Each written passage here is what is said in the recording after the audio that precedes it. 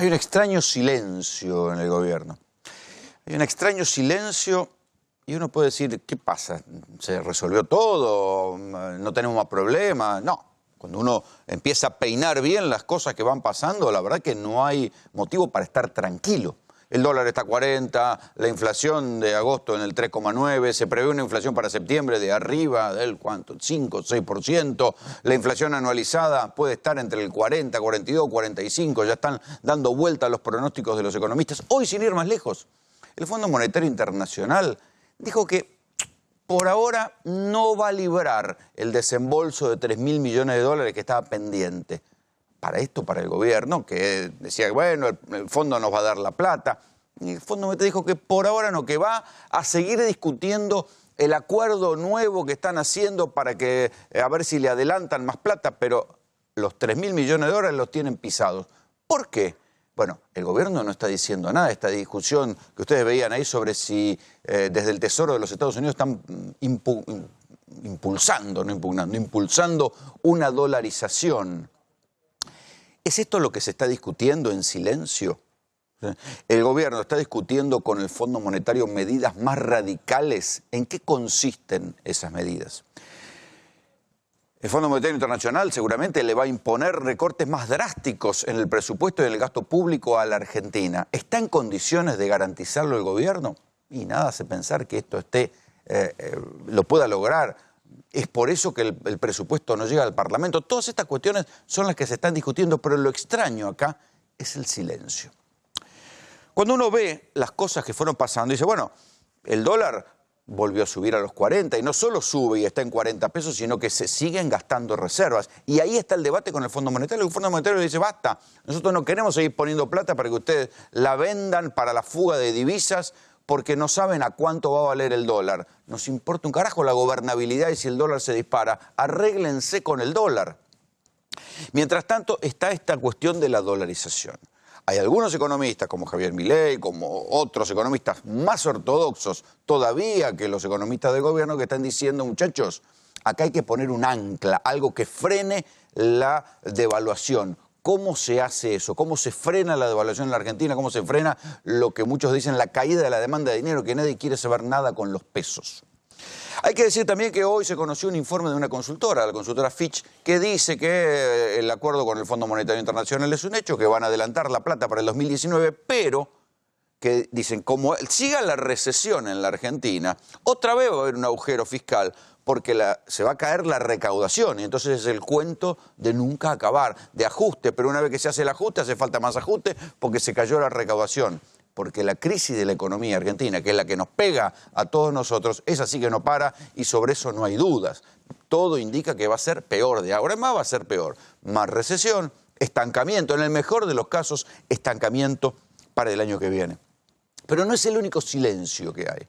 Hay como un silencio en la causa de los cuadernos de la corrupción, del kirchnerismo. O sea, todos sabemos en el mundo de tribunales, se corre la bola que Bonadío tiene como el dedo en el gatillo puesto y que en cualquier momento dispara los procesamientos.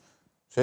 ¿Cuándo se conoce? ¿Se descontaba que se iban a conocer hoy? También, extraño silencio, como si no pasara nada. ¿Se conocerán la semana que viene? ¿Qué va a pasar? ¿Hay una bomba, como dicen, que tiene Bonadío para arrinconar a Cristina Fernández de Kirchner? Y después, por otro lado, está el extraño silencio frente a cosas que nos deberían, por lo menos, indignar a todos, ¿no? Que una maestra haya sido secuestrada con una bolsa en la cabeza, ¿sí? Que la hayan metido dentro de un auto y le hayan grabado con un cuchillo, un punzón, no sé qué, ollas no, hace recordar a los peores aprietes de los servicios de inteligencia en la Argentina. Parece que nosotros no recordamos que esa metodología es una metodología de los servicios de inteligencia. Recuerden, si no, casos parecidos. Al fiscal Lanuse lo secuestraron y le tatuaron con un cuchillo oro en la frente cuando estaba denunciando a la mafia del oro. Para los que no lo recuerden o nunca hayan oído hablar de eso, ¿qué fue la mafia del oro? Era una especie de artilugio por el cual se simulaban exportaciones de oro. La Argentina no exportaba oro para cobrar reintegros a las exportaciones. Esto le venía bien entonces al ministro de Economía, Domingo Cavallo, porque le hacía figurar que la balanza comercial era superavitaria. Todo un dibujo fue todo un inmenso negocio, que yo recuerde casi no hubo condenados por la mafia del oro. O sea que la amenaza al fiscal Lanuse llegó, le tatuaron oro en la frente para que se dejara de joder.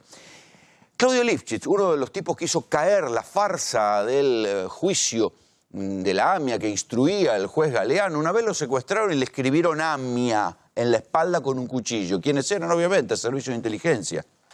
Era un secuestro sofisticado. Claudio Lifchitz tenía custodia y aún así lo secuestraron y le escribieron AMIA con un cuchillo en la espalda. Ni que hablar de Santiago Pineta, el primer denunciante del caso IBM Banco Nación. ¿Sí? Pobre tipo, era un viejo periodista del diario La Prensa, murió como un homeless, murió como un vagabundo pidiendo limón en la estación del subte del Abasto. ¿Sí? A ese tipo lo secuestraron y le escribieron IBM en la frente. Esos son aprietes sofisticados, esos son aprietes de los servicios de inteligencia.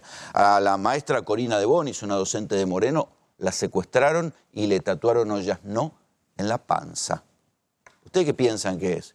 ¿Piensan que son narcos sueltos de Moreno? No tiene lógica. La policía está dejando trascender, porque nadie tiene la cara para ir y poner la cara y decirlo, que son narcos sueltos de Moreno.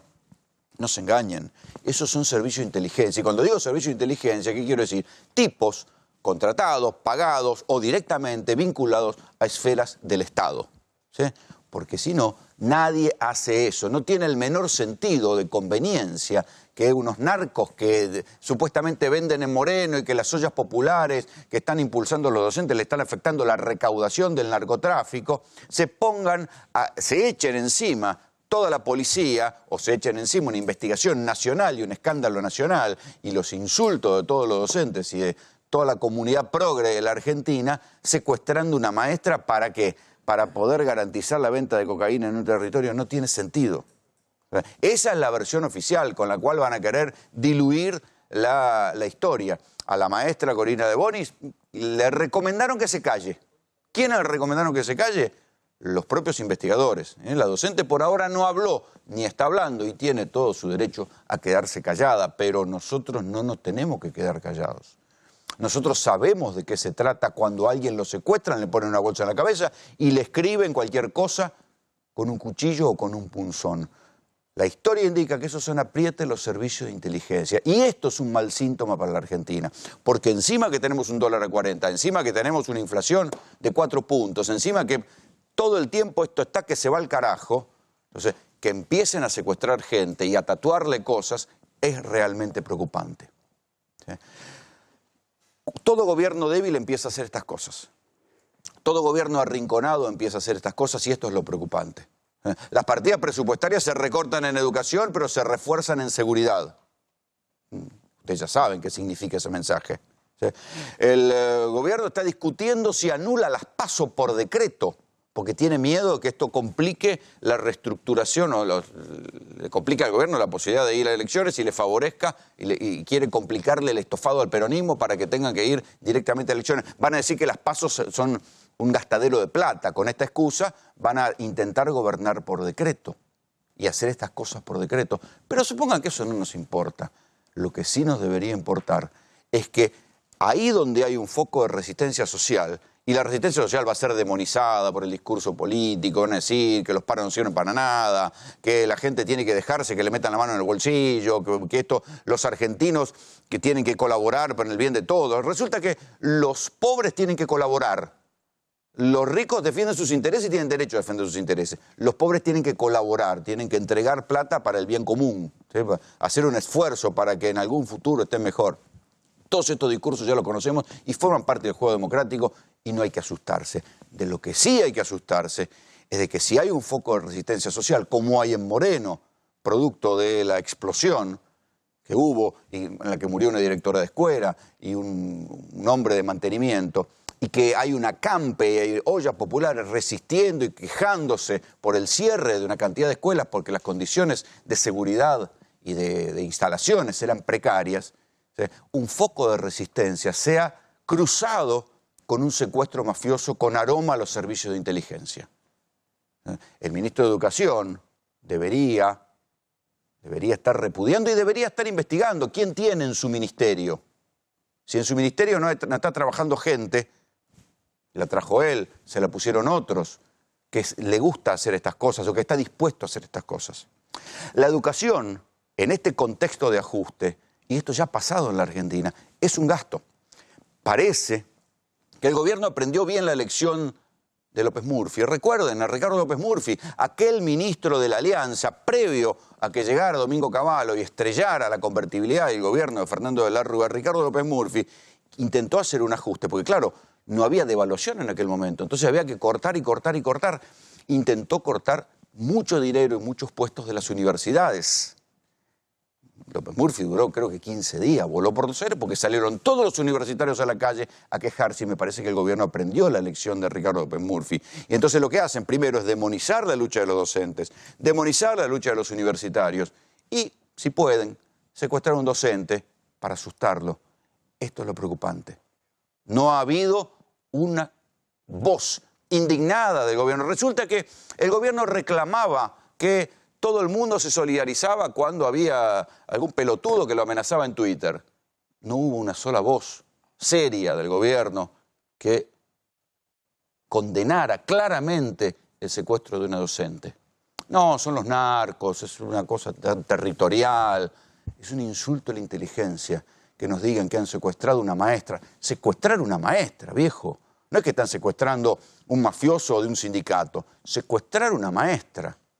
Una bolsa en la cabeza, tatuarla con un cuchillo y nadie se indigna. Lástima. Bienvenidos, esto es GPS.